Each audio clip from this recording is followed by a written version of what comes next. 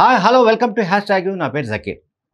Social media social మీడియాకి సంబంధించిన ప్లాట్ఫామ్స్లో అసలు ఇవాళ అంటే ఇప్పుడున్న పరిస్థితుల్లో ఇప్పుడు జరుగుతున్నది ఏమిటి అంటే ఎవరు ఏది తమకు ఇష్టమైతే అది రాసి పారేస్తున్నారు.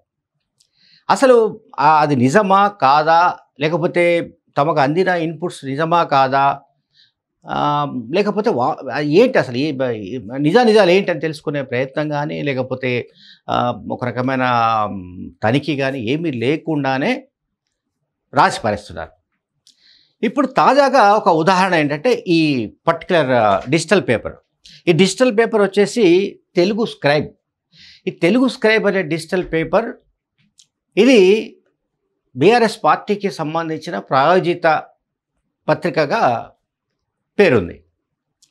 డిజిటల్ పేపర్గా తెలుగు స్క్రైబ్ను బీఆర్ఎస్ పార్టీకి సంబంధించిన ఒక ముఖ్యుడు నడుపుతున్నట్టుగా, దాన్ని స్పాన్సర్ చేస్తున్నట్టుగా ఒక ప్రచారం ఉంది. అంటే తెలుగు స్క్రైబ్ అనే డిజిటల్ పేపర్ 100% బీఆర్ఎస్ పార్టీ స్పాన్సర్షిప్లో ఉన్నట్టుగా మనం అర్థం చేసుకోవచ్చు. సో దీని పేరిట అంటే తెలుగు స్క్రైబ్ అనే ఆ డిజిటల్ పేపర్ లాగా ఒక క్లిప్పు ఇప్పుడు మార్కెట్లో విస్తృతంగా ప్రచారంలో ఉంది. సోషల్ మీడియాలో ఉధృతంగా దీన్ని ప్రచారం చేస్తున్నారు. ఇది కంటెంట్ చూడండి. దీంట్లో బీఆర్ఎస్ నుండి కవిత బహిష్కరణ వాళ్ళు డైరెక్ట్ పెట్టేశారు. బీఆర్ఎస్ నుండి కవిత బహిష్కరణ. దీనికి సంబంధించిన పాయింట్స్ ఏంటంటే ఎమ్మెల్సీ కవితను పార్టీ నుండి బయటకు సాగనంపే పనుల్లో నిమగ్నమైన కేటీఆర్, కవితను సాగనంపడానికి చెల్లెను పార్టీ నుంచి బయటకు గెంటి వేయడానికి కేటీఆర్ ప్రయత్నిస్తున్నాడుగా ఒక ఆరోపణ. నెక్స్ట్, సొంత సంస్థ తెలంగాణ జాగృతికి నూతన కార్యవర్గాన్ని ప్రకటించడంతో వేడెక్కిన రాజకీయం. కవిత ఆధ్వర్యంలో తెలంగాణ జాగృతి నడుస్తున్న విషయం మనందరికీ తెలుసు. తెలంగాణ జాగృతికి సంబంధించిన విద్యార్థి విభాగం కావచ్చు, యువజన విభాగం కావచ్చు, హైదరాబాద్ సిటీ యూనిట్ కావచ్చు, అండ్ మహిళా విభాగం కావచ్చు, ఇటువంటి విభాగాలన్నిటికీ కూడా ఆమె బాధ్యుల్ని నియమించారు. అంటే పార్టీ కమిటీల నియామకాలను ఆమె పూర్తి చేసిన తర్వాత అమెరికాకు వెళ్ళారు కవిత గారు. ఆ తర్వాత తన అనుకూల వర్గాన్ని గుర్తించి పార్టీ పదవుల నుంచి తొలగించడమే కవిత ఆగ్రహం. అసలు పార్టీ పదవులకు సంబంధించిన వ్యవహారమే ఇంకా జరగలేదు. నాకున్న ఇన్ఫర్మేషన్ ప్రకారం పార్టీ పదవుల భర్తీకి సంబంధించి, నియామకాలకు సంబంధించి ప్రక్రియ ఇంకా ప్రారంభమే కాలేదు. ఈలోగా తనకు అనుకూలమైన వ్యక్తులను పార్టీ పదవులు ఇవ్వకుండా తప్పించేశారంటూ కవిత ఆగ్రహంగా ఉన్నట్టుగా ఒక పాయింట్ రాశారు. తర్వాత అందులో భాగంగానే హరీష్ రావుతో కేటీఆర్ భేటీ అయినట్టుగా విశ్వసనీయ సమాచారం. హరీష్ రావు ఇంటికి కేటీఆర్ వెళ్ళడం, హరీష్ రావు కేటీఆర్ ఇద్దరు 2 రోజుల పాటు దాదాపు 2 నుంచి 3 గంటల పాటు చర్చలు జరిపిన విషయం మనకు తెలుసు. దాన్ని బేస్ చేసుకొని ఏంటంటే ఈ కవితను పార్టీ నుంచి గెంటి వేయడానికి సంబంధించి, అంటే ఆమెను బయటికి పంపడానికి సంబంధించి వీళ్ళిద్దరూ మంత్రాలు జరిపారు అనేది సారాంశం వచ్చే విధంగా ఒక కథనాన్ని రాశారు. ఆ తర్వాత గులాబీ బాస్ కేసీఆర్ డైరెక్షన్లోనే కవిత బహిష్కరణకు వ్యూహాలు రచిస్తున్నట్టు తెలుస్తోంది. పార్టీ అధినేత కేసీఆర్ ఆధ్వర్యంలోనే, ఆయన డైరెక్షన్లోనే కవితను బయటకు నంపడానికి సంబంధించిన ఒక స్ట్రాటజీ రచిస్తున్నట్టుగా తెలుస్తున్నట్టుగా ఈ తెలుగు స్క్రైబ్ అనే డిజిటల్ పేపర్ రూపంలో ఒకటి వచ్చింది బయటికి. అండ్ నెక్స్ట్, కవితను బహిష్కరిస్తే ఉత్పన్నమయ్యే సమస్యలు అరికట్టే బాధ్యతలు హరీష్ రావు కట. కవితను ఒకవేళ పార్టీ నుంచి బహిష్కరించారనుకుందాం.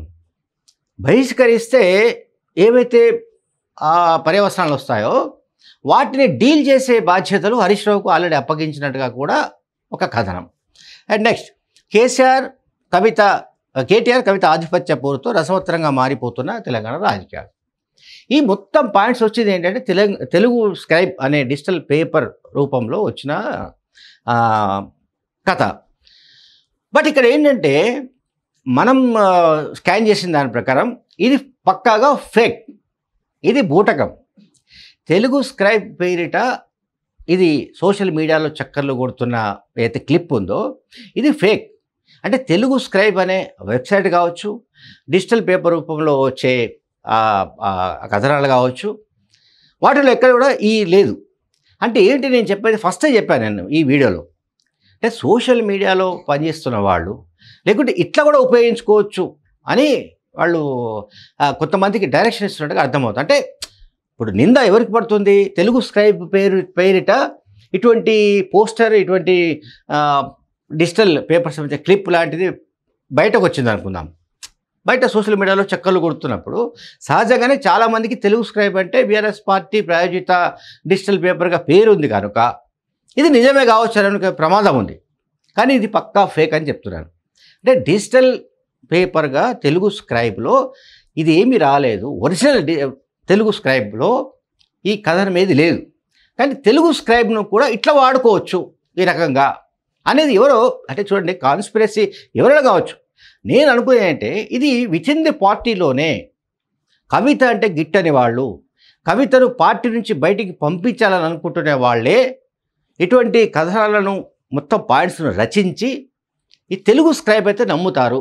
ఎందుకంటే పార్టీ క్యాడర్ అందరికీ చాలామందికి తెలుసు తెలుగు స్క్రైబ్ అనేది బీఆర్ఎస్ పార్టీ ముఖ్యుడే నడిపిస్తున్నాడు, బ్యాక్గ్రౌండ్ ఆయనే ఉన్నాడు కనుక ఇందులో అంటే ఈ ప్లాట్ఫామ్ కింద మనం కొన్ని పాయింట్స్ను అంటే ఆమెను బహిష్కరించినట్టుగానే ఒక ప్రచారాన్ని తీసుకువెళితే అది అందరూ నమ్మొచ్చు అని కూడా వాళ్ళు దీన్ని వాడుకుంటున్నట్టుగా మనకు కనిపిస్తోంది.